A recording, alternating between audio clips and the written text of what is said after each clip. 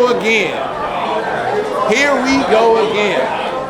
We got the matchup, the rematch that everybody has been waiting to see. We got the Westside Steelers and Coach Allante headed back for a showdown with the Southfield Falcons and Coach Geeter. All right, these two teams have been steamrolling across the country. I'm talking about steamrolling. Probably two contenders to play in Florida. All right, if they don't, I would say it's a serious letdown because both of these teams are loaded and both of these teams have the talent, the coaching, the experience, and they have had a schedule where they have competed thoroughly through the summer to be prepared to go and play at the national level.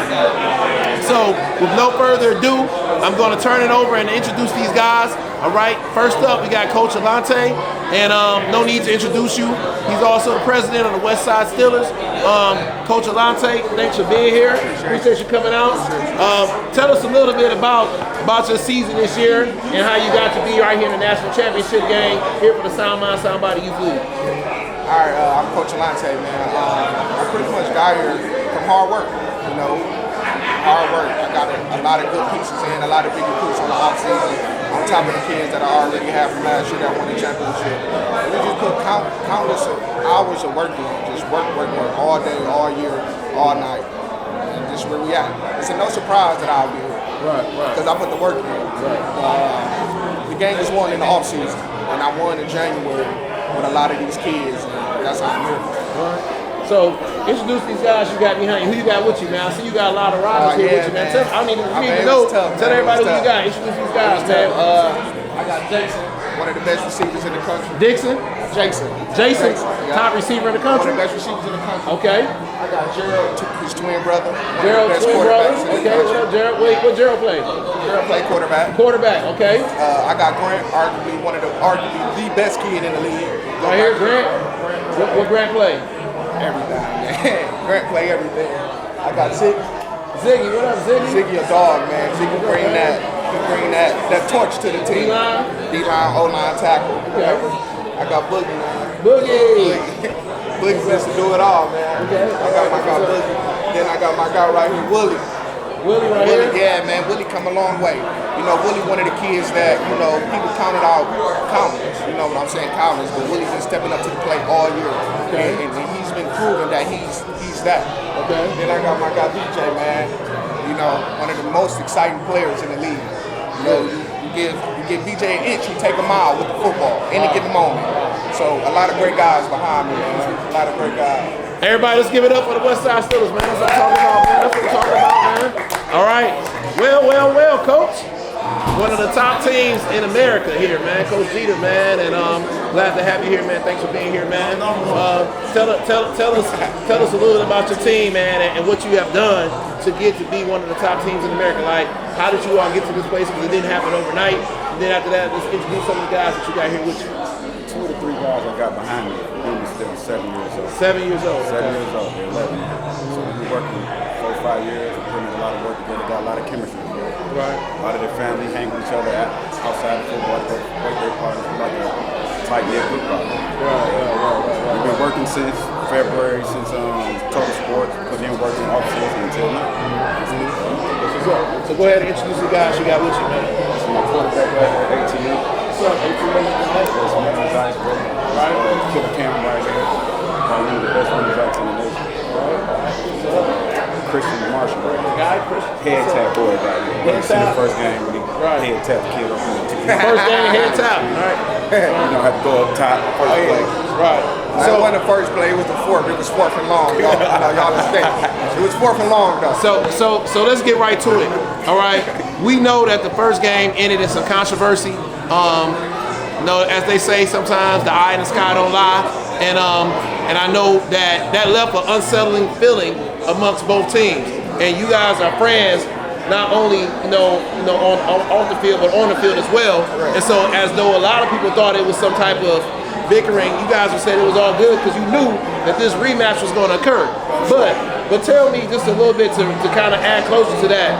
How do you feel that first game concluded, and what you got to do to be better prepared for this next go round? We we just can't leave the game in the referee hands. You know what I'm saying? Pretty much like I told my team, you know, they made some good plays, we made some good plays. We just got to finish the drive. You know what I'm saying? If we capitalize on what we had before that play, we never would have been in that situation. You know, the ref crew, that was over 40 years of experience. So, you know, I'm not saying they're allowed to make a mistake, but you can't get a better ref crew than what we have. You know what I mean? So just finish the drive and we'll never be in that situation. So next go around, you don't finish the drive. So, yeah, that's it. We don't finish.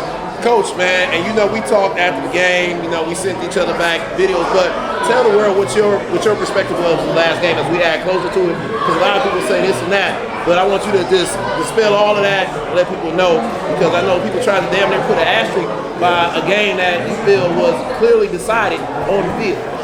I mean, I look at it like this. Honest opinion, there was some bad calls on both sides. Right. As far as the kickoff return, I believe we got it bad. They might have got a bad call on the spot. But at the end of the day, when we got the ball back, we had the ball back with 8 minutes to go in the game. So no matter what you say, we ran out 8 minutes without them stopping us, running the same exact play. So at the Say that one more time. We ran 8 minutes out of the game, running the same exact play. Same exact spot. The same exact spot. Same exact spot. 8 minutes. 8 minutes. So, in order for you all to win this next round, y'all got to stop the same exact play. Because they can't keep the ball for 8 minutes, right? Absolutely. What's your solution for that going into this next round, Coach? I mean, we were prepared. You know what I mean? We got a lot better. Since that week of football, we've averaged 35 points and only gave up 6. You know what I mean? Off another busted play. So, defense has balled out tremendously after that game. Like I said, we averaged 35 to 40 points, and we gave up 1 touchdown 6. So, defense, you know, they in a much better spot, much better situation. So, just gonna play ball. And I will say that, Coach, as much as you all have some great skilled players on the AW, you guys like to bump the ground a little bit and play physical. Tell me a little bit about that mindset and that identity that you have, where it comes from, to really have that physicality. I mean, we've been to Atlanta, we've been over the country, and we play Falcons physical football. That's what we want. We want a hard grind football game. We think that we're tougher than you. We're going to out-knuckle you. You know what I'm saying?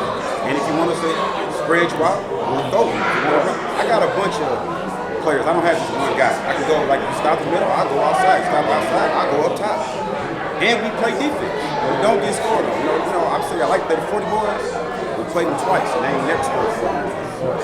Coach, what's the name 40 Boys come from? Where did that come from? How y'all get the name 40 Boys? So we was down in Florida last year. So we was already averaging. My offensive coordinator, he's been my OC for 3 years, and he's been averaging 35 to 40 points a game in the past 3 years. So we was down in Florida, and we played a couple teams, and we put 40 on them. We pretty much didn't call ourselves the 40 Boys. It was a guy on the mic.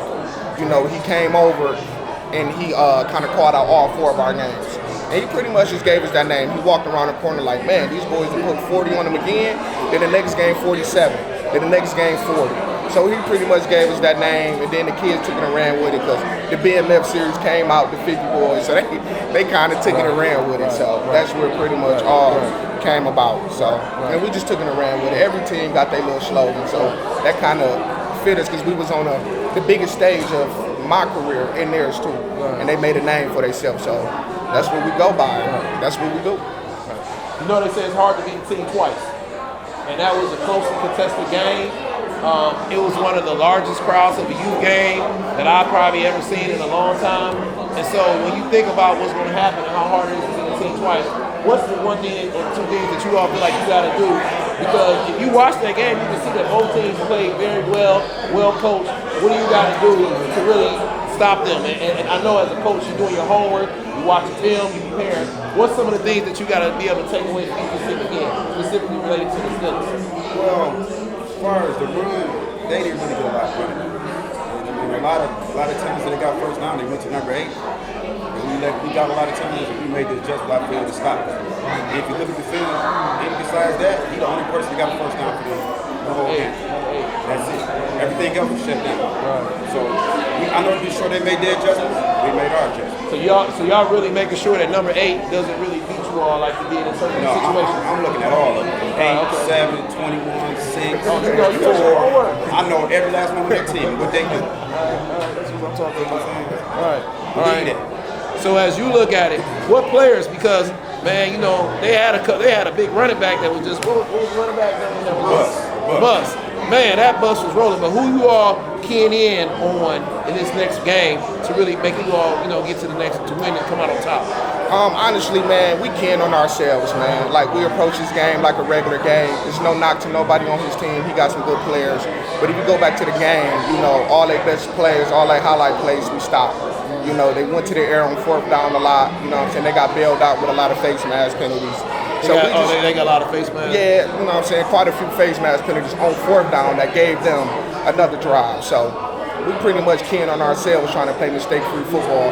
No knock to his guys, man. His guys is good. I had a pleasure of coaching, Austin, who's also one of the best quarterbacks in the country, like no doubt. So, I know they got top-tier guys over there, but, we go in and we worry about less penalties, less mistakes. It's playoff football. Number 9 that they got over there, the boy run the ball hard, hit and drive. Just got to play ball. No big, ooh, rah, I got to watch him. Because they've been together since 7. So anybody could be a surprise. But they score off a lot of big plays. So we stop the big plays and make them do what, they don't usually do. They'll be all right.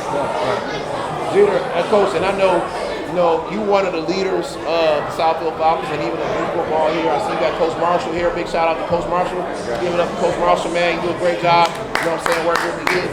What does it represent for us as a community to really get some good work in here? Because as you all go travel, because your goal is to be a national champion. It's not just to win the city champ. I know it means a lot to win here, but how important it is for us to have good quality football here in the city so that you all can go to regionals and the national tournaments and really be prepared to win. So that's the goal, right? To win the national championship. And one thing I said about this league is great about this league. Last year we was in MIFL. We just ran through that league. It wasn't no competition. Every game we 40, 50. So it's hard for us to really get a gauge on how our kids play. We play the Stokes, I give up to them. They're a good team. I'm not saying they're a bad team. They're a good team. They bring the coaching out of us. We can't just sit back and say, oh, we ain't getting ready, we ain't watching no film. Oh, believe me, we watch film, we get ready, we work these kids hard to get ready for it. We're not sleeping on them at all. We're not saying they're a bad team. So I believe that is getting us ready for national. Because we go to national, we got to play a different kind of football. Mistake football, disciplined football, and defense got to fly to the ball. Coach, your goal is to also win a national championship as well. Absolutely. How important for you all, your team, to get this quality work here locally so that you don't got to drive all over the country, but you can say, hey, I'm in a league where I can play the Southfield Falcons and I can see where my team is at, so that way you can have a good gauge of how you need to be better as you get ready to prepare to go to regionals and nationals. Man, honestly, it's very important. Like me and Geeter talk a lot, so I'm not. I know as well that they've been ranked the #1 team in America.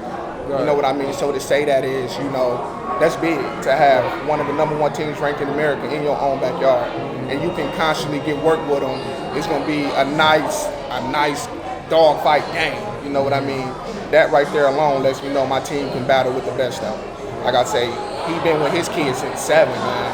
And when I say #1 in America, you got Rare Breeds, you got OG Ducks, you got SED Wolverines, and on paper, he's better than them. So it's most definitely huge, man. It's most definitely a blessing because it kind of helps my team a lot. You know what I mean? Because I know when Geeter talked to them guys, and they ask who that.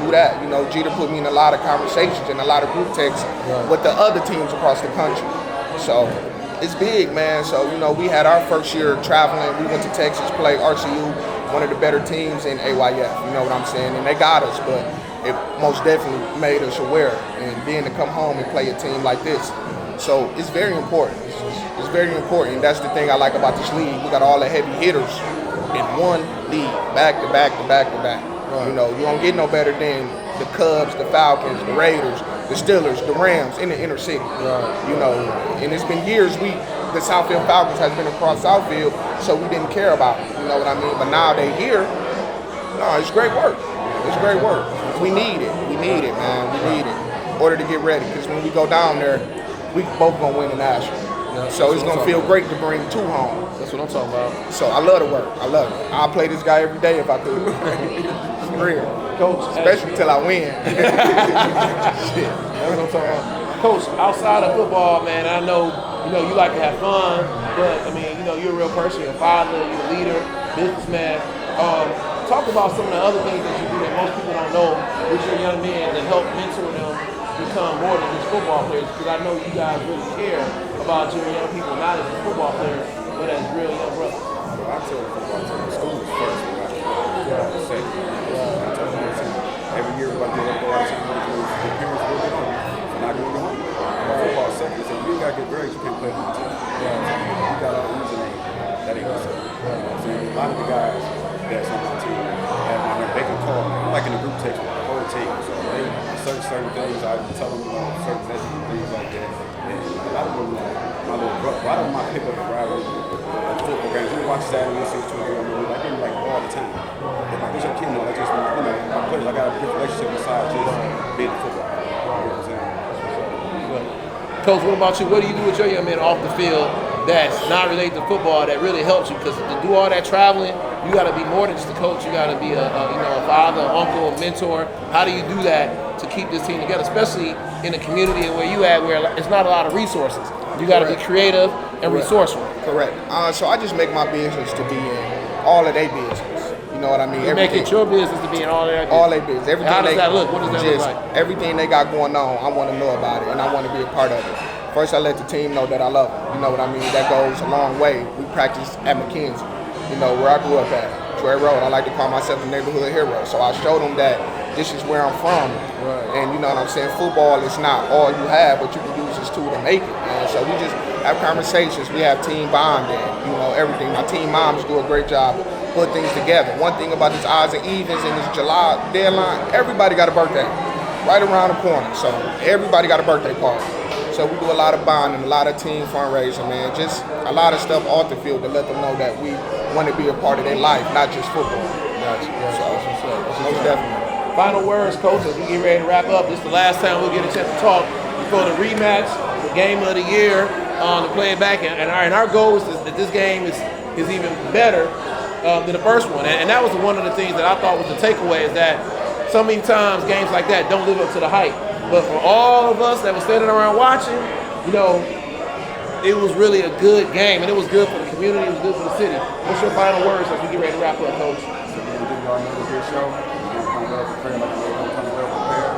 Hope we have another crowd like we had at the last game. You know, some people in there I never seen a little league game with that many kids, that many people out watching. 11 youth football teams. So I think that makes a difference on it.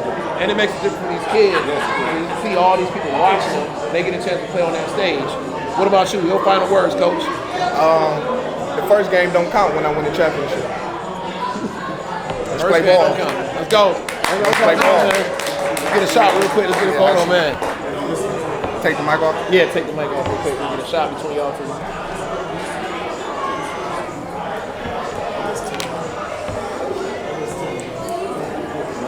Let me do a handshake with y'all too, man. What we looking at? Which one?